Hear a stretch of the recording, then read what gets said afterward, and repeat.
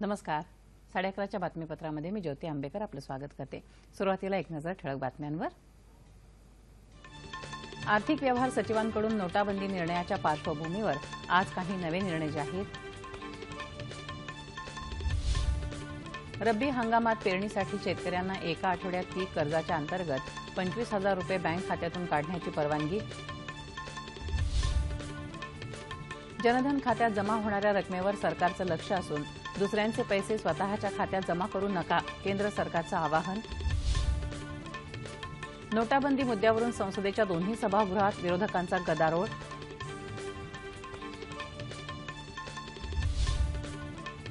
प्रत्येक मुद्द्यांवर संसदेत चर्चा होईल, त्यासाठी सरकारची तयारी, पंतप्रधान.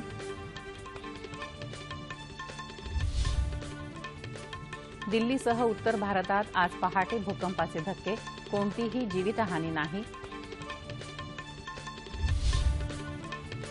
आणि विशाखापट्टणम इथं सुरू असलेल्या दुसऱ्या क्रिकेट कसोटी सामन्यात भारताची संथ गतीनं सुरुवात.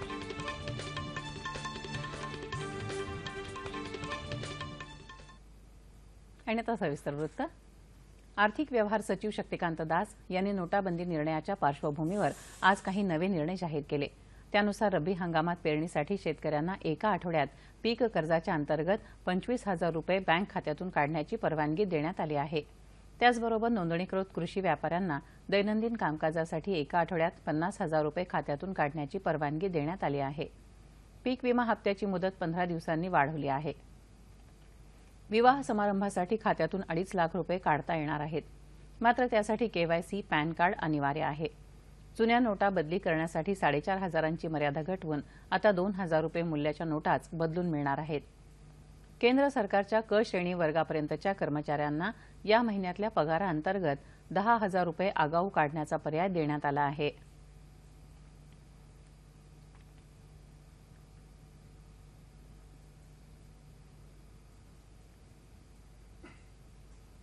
₹500 आणि 1,000 रुपयांच्या नोटा रद्द करण्याच्या केंद्र सरकारच्या निर्णयानंतर काही ठिकाणी गैरप्रकार घडत असल्याचं दिसून आल्यामुळे सरकारनं काही कडक पावलं उचलायला सुरुवात केली आहे. त्यानुसार जनधन खात्यात जमा होणाऱ्या रकमेवर सरकारचं लक्ष असून दुसऱ्याचे पैसे स्वतःच्या खात्यात जमा करू नका असं आवाहन सरकारनं केलं आहे. जनधन खात्याची मर्यादा 50,000 रुपये इतकी ठरवण्यात आली आहे. बचत खात्यात 2.5 लाख आणि चालू खात्यात 12.5 लाख रुपयांहून अधिक रक्कम भरणाऱ्यांवर आयकर खात्याची नजर आहे. त्याचबरोबर हा निर्णय घेतल्यानंतर सोन्याच्या अचानक झालेल्या खरेदी विक्रीची माहितीही सरकारकडून घेतली जात आहे. त्याचबरोबर चलन बदली करण्याचा व्यवसाय करणाऱ्यांवरही लक्ष ठेवण्यात येत आहे.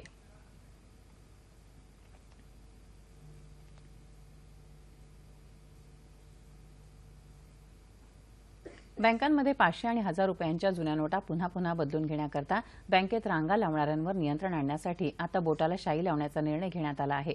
त्याची अंमलबजावणी कालपासून सुरू झाली आहे. त्याचा परिणाम म्हणून बँकांमधली गर्दी काही प्रमाणात कमी झाल्याचं दिसून येत आहे.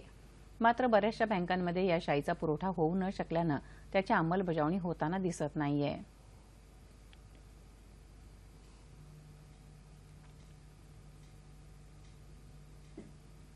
नोटाबंदी निर्णयाच्या प्रत्येक मुद्द्यांवर संसदेमध्ये चर्चा होईल. या विषयावरच्या चर्चेसाठी सरकार तयार असल्याचं पंतप्रधान नरेंद्र मोदी यांनी स्पष्ट केलं आहे. बहुत ही अच्छी चर्चा होगी, सभी विषयों पर चर्चा होगी, दलों की अपनी राजनीतिक सोच के आधार पर भी होगी, सामान्य नागरिक की अपेक्षा और आवश्यकताओं के संदर्भ में भी होगी. आज सकाळी संसदेच्या कामकाजाला पुन्हा सुरुवात झाली.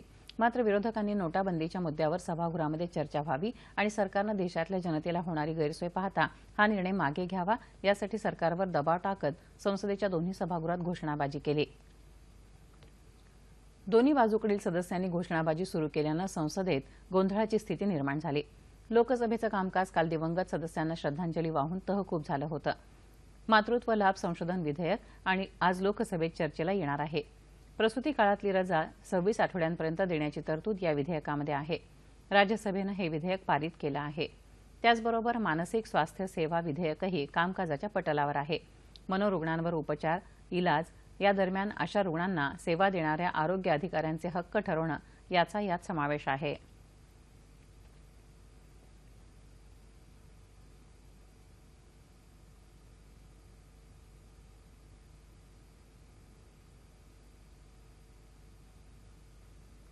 दिल्ली आणि परिसरामध्ये आज पहाटे भूकंपाचे धक्के जाणवले। राष्ट्रीय राजधानी दिल्लीचा परिसर आणि हरियाणातल्या काही भागात झालेल्या या भूकंपाची तीव्रता रिक्टर स्केलवर 4.2 एवढी होती। भूकंपाचं केंद्र हरियाणात रेवाडीजवळ बावल इथं होतं। कोणतीही जीवितहानी झाल्याचं वृत्त नाही।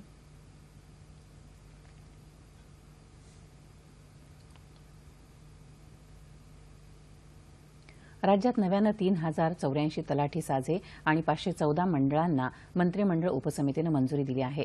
त्यामुळे लवकरच ती निर्माण करण्यात येणार असल्याची माहिती महसूल मंत्री चंद्रकांत पाटील यांनी दिली।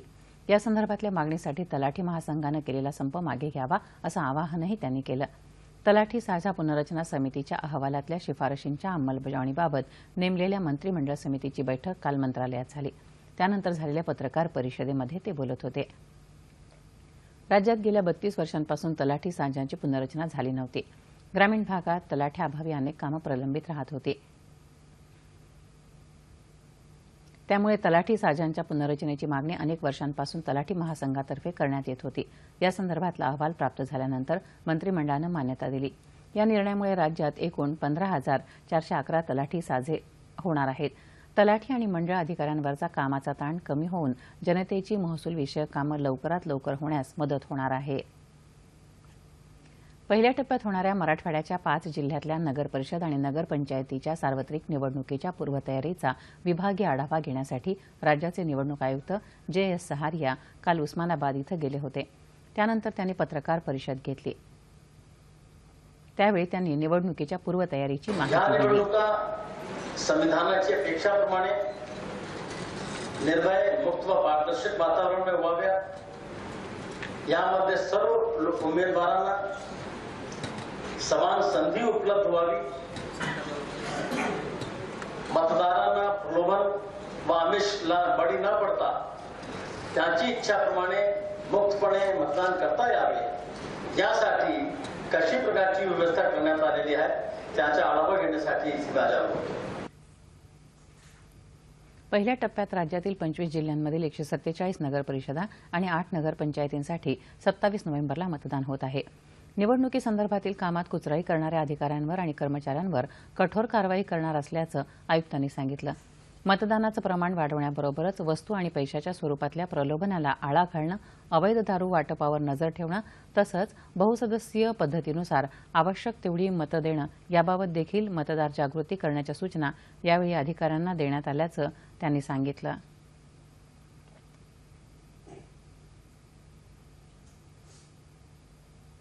भारत चीन दरम्यानच्या हँड इन हँड या संयुक्त लष्करी सरावाला पुण्यातल्या औंध इथल्या लष्करी तळावर सुरुवात झाली। उद्घाटन समारंभात दोन्ही देशांच्या तुकड्यांनी बँड तसंच साहसी खेळांची चित्रथरारक प्रात्यक्षिकं सादर केली।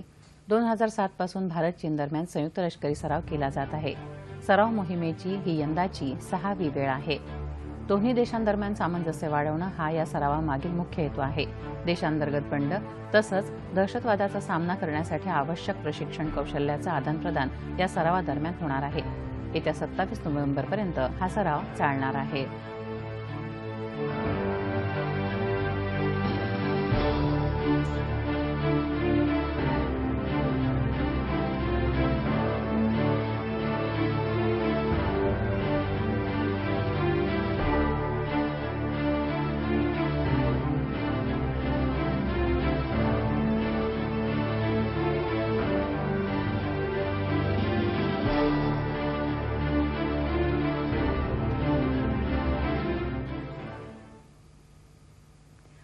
आता सह्याद्री वाहिनीच्या वृत्त विभागासाठी स्ट्रिंगर्सची नियुक्ती करण्याबाबत माहिती जाणून घेऊया।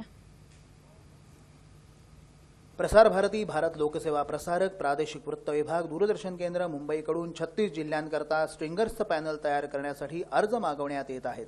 अर्ज 16 डिसेंबर 2016 संध्याकाळी 5 वाजेपर्यंत प्रादेशिक वृत्त विभाग दूरदर्शन केंद्र पीबी मार्ग वरळी मुंबई 30 या पत्त्यावर पोहोचतील अशा पद्धतीनं पाठवणं आवश्यक आहे। अर्ज आणि अधिक माहिती संकेतस्थळ www.ddkmumbai.org वर उपलब्ध। सांगली जिल्हा कारागृहामध्ये नुकतंच बंदी सुधारणा केंद्राचं लोकार्पण करण्यात आलं। अपर पोलीस महासंचालक डॉ. भूषण कुमार उपाध्याय यांनी या उपक्रमाची सुरुवात केली। कारागृहातील बंदी पुनर्वसनासाठी या केंद्राचा उपयोग होणार आहे। जिल्हा कारागृहामध्ये सध्या 368 बंदी असून त्यापैकी 16 महिला आहेत।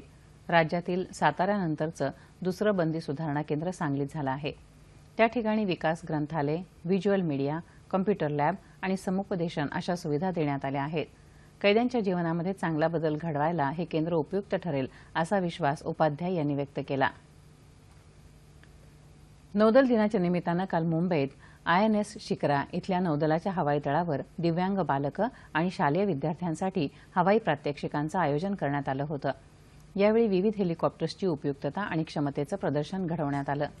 हवाई दलाकडून वापरल्या जाणाऱ्या विविध प्रकारच्या यंत्रणांची आणि हेलिकॉप्टर्सची माहिती विद्यार्थ्यांना व्हावी या उद्देशानं या प्रात्यक्षिकांचं आयोजन करण्यात आलं होतं।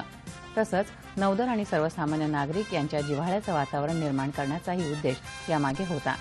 ही चित्तथरारक प्रात्यक्षिकं पाहून विद्यार्थ्यांच्या चेहऱ्यावर आनंद ओसंडून वाहत होता।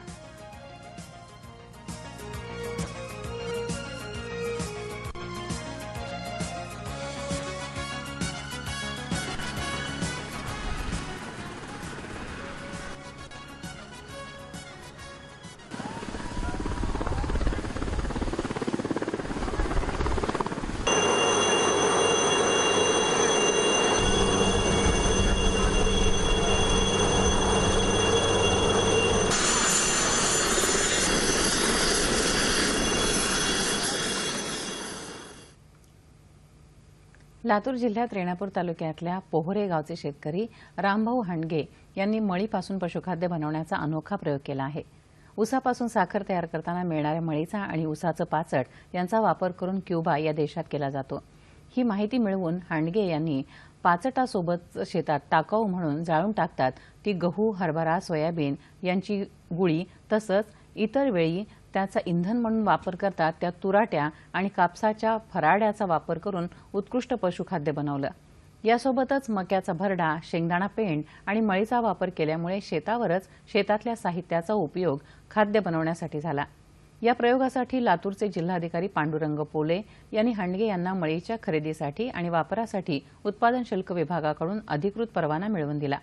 मळीपासून पशुखाद्य निर्मिती ही बाजारातल्या इतर पशुखाद्याच्या तुलनेमध्ये स्वस्त असल्याचं सांगत शेतकऱ्यांनी शेतीपूरक व्यवसाय म्हणून दुधाचा धंदा करताना याचा वापर करण्याचं मत हांडगे यांनी व्यक्त केलं।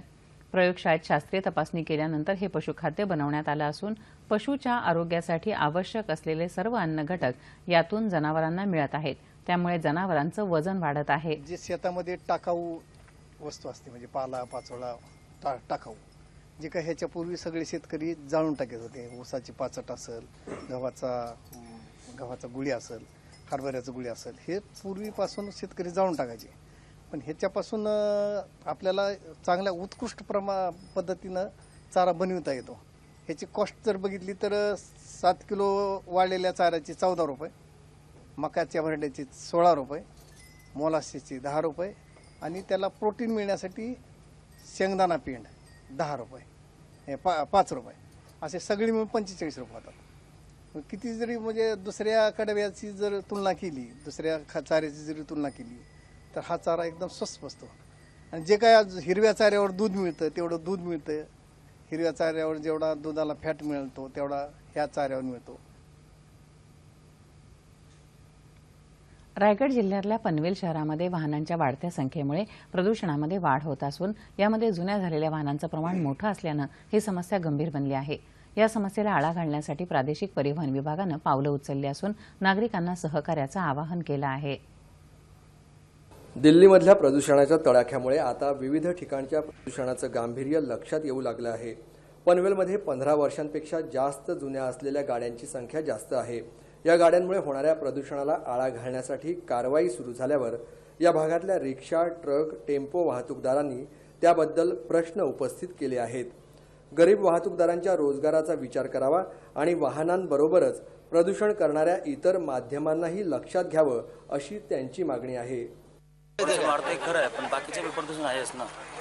फॅक्टरीचं प्रदूषण आहे त्यांचे, ते पण करत नाहीत ना। आता आमच्या तलावामध्ये तर राहणं मुश्किल आहे। PUC अर्थात प्रदूषण नियंत्रणाच्या चाचण्या न करताच वाहन चालवणं, सिग्नलला इंजिन सुरू ठेवणं हे प्रकार घातक प्रदूषणात भर घालत आहेत। त्यामुळे प्रादेशिक परिवहन कार्यालयानं या समस्येची दखल घेत कठोर पावलं उचलली आहेत।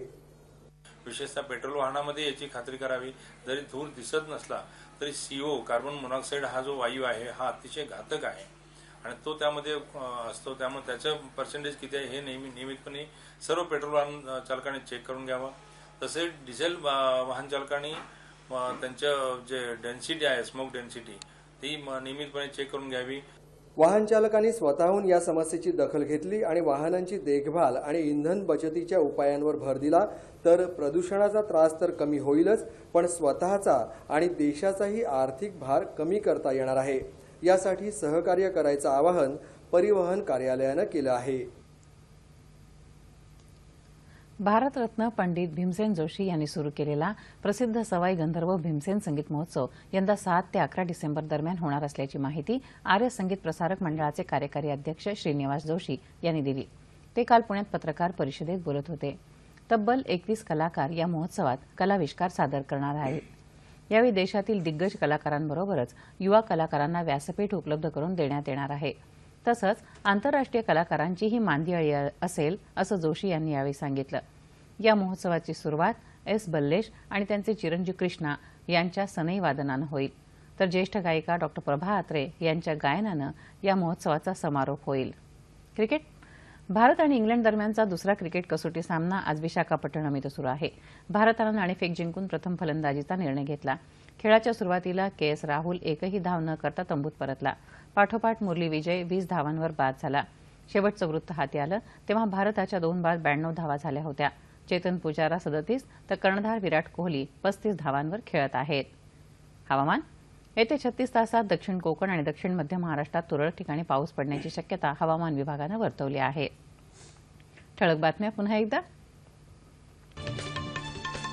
नोटाबंदी निर्णयाच्या पार्श्वभूमीवर केंद्र सरकारकडून काही नवे निर्णय जाहीर.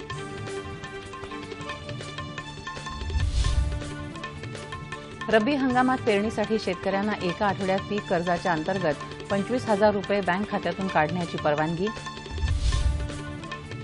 जनधन खात्यात जमा होणाऱ्या रकमेवर सरकारचं लक्ष असून दुसऱ्यांचे पैसे स्वतःच्या खात्यात जमा करू नका, केंद्र सरकारचं आवाहन. नोटाबंदी मुद्द्यावरून संसदेच्या दोन्ही सभागृहामध्ये विरोधकांचा गदारोळ.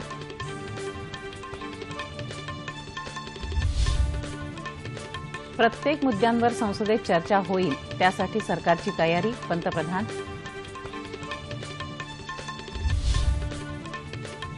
दिल्लीसह उत्तर भारतामध्ये आज पहाटे भूकंपाचे धक्के, कोणतीही जीवितहानी नाही. आणि विशाखापट्टणम इथं सुरू असलेल्या दुसऱ्या क्रिकेट कसोटी सामन्यात भारताची संथ गतीनं सुरुवात.